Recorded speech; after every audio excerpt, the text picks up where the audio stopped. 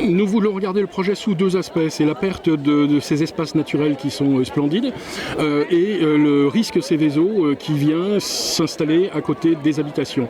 Il est pour nous, à notre sens, tout à fait inacceptable que la zone d'activité industrielle ou portuaire s'étende sur cette partie de la ville.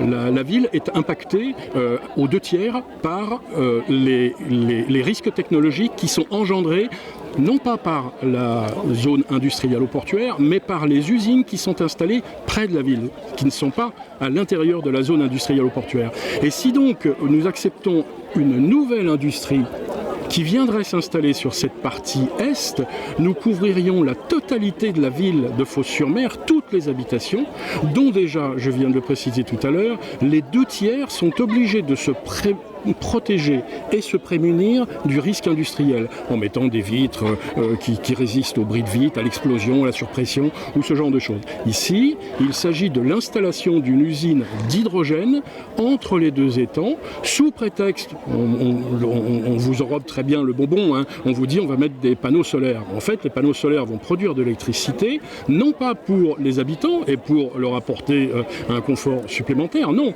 ça va produire de l'électricité uniquement pour faire fonctionner une partie de cette usine à hydrogène. Et ce fonctionnement ne servira qu'à 20%.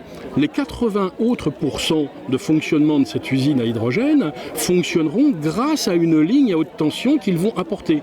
C'est donc scandaleux de figurer nos paysages comme cela et cacher cette situation à la plupart des habitants de Fos en leur disant « rassurez-vous, on va faire des panneaux solaires », je trouve que c'est inacceptable.